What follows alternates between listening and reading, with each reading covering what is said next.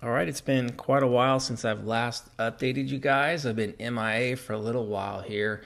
And let's just say life has been hitting a little bit on the harder side, the last month or so. So it's been really challenging. Try to, keep progress going with contest prep. It's been challenging to find the time, to come on here on YouTube and to give you guys an update. The last month, it's just been kind of challenging. We had a passing in the family.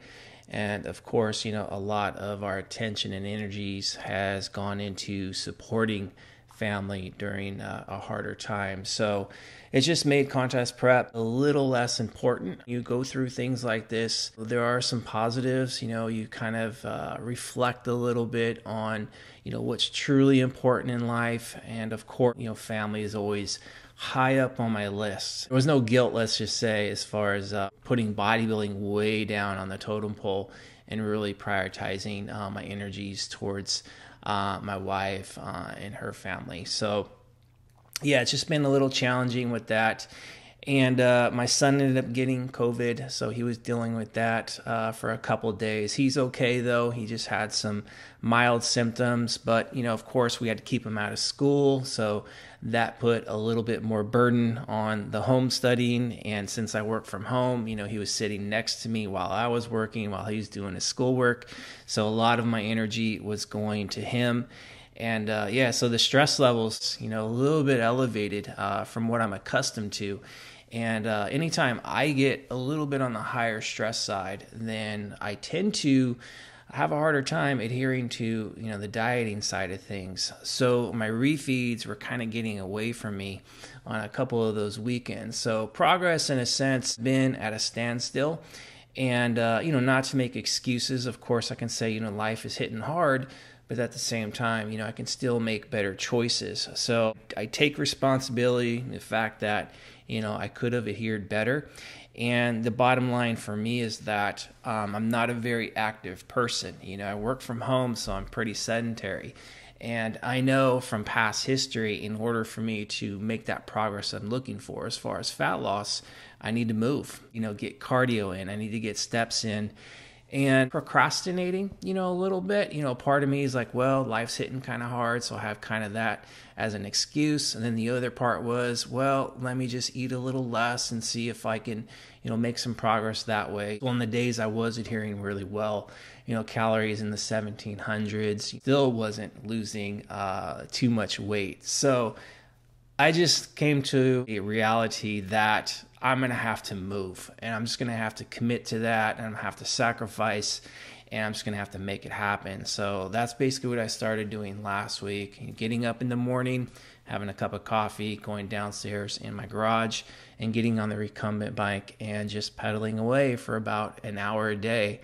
And in the first few days, I noticed some positive things coming out of that, like visibly, tightening up a little bit.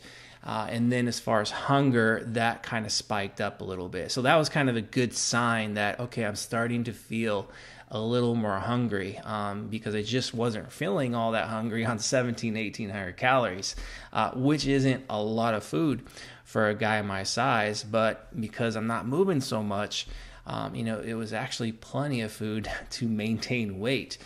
So the only thing I can say is that my training, through all this was going, fairly well. Performance was elevating on a good chunk of my lifts. But I think the fatigue started to creep in from the stress, like the stressors outside of the gym. The fact that I was performing pretty well. Of course, anytime you perform well, increase loads or increase reps, it's going to, in a sense, take a little bit more of your batteries. You're gonna have to charge up a little bit more. So, your overall demand gets elevated a little bit from that. And then factor in, obviously, I'm not taking in a lot of calories. And then there was some nights where sleep could have been a little bit better. So it all kind of came to a head, and I started to notice a lot of shoulder pain and a lot of hip pain, just really achy, like not injuries, but just general achiness throughout my joints, and it's usually like the day or two after training, I would feel it the most. So I knew my body just really wasn't recovering too much. So what I've done was the last week or so, I've reduced my overall volume down by about a third and avoided failure. Like, let's tone down the intensity just a little bit. And I've swapped out some exercises to help alleviate some of that joint pain. So starting to kind of turn the page as far as the recovery. My body's starting to feel a little bit better now, and my overall mood is improving. Anytime I'm achy like that, naturally you're just not going to feel too good. So you're going to be moody, a little irritable, and of course that's not really fair to the people around you. So I think it was a wise move on my part, not just to lower the volume down for bodybuilding purposes, but just, for overall mood, just to function better as a normal human and to, just be a little bit more happier for, of course, my wife and my son. So feeling a lot better now. And of course, we're a little bit past passing in the family. So things are settling a little bit more. The emotions are, of course, there was a lot of sadness there. So, now it's, we're kind of just thinking of the good memories and trying to, move on as best as we can. Things are improving in that regards. And then, now getting the cardio going and seeing the visible changes now happening and, losing just a little bit of weight, over the last, week and a half, 2 weeks. So things are, moving in the right direction. And hard to keep yourself positive when you're going through darker phase contest prep, just in life in general. When you're in that little bit of a darker phase, it's really hard to stay positive and to stay motivated. And personally, I did struggle with that, but I also know that just going through so much experiences over the last 3 decades contest prep, that there's going to be times when things are flowing really well, like you got a lot of momentum, you're very confident, and things are just going, and you're like, you just feel motivated and you're happy. Other times where, it's just a little bit of a struggle, and that was me, for about a month there. So telling myself, just try not to get too low, just let time do its thing, and eventually it'll pass.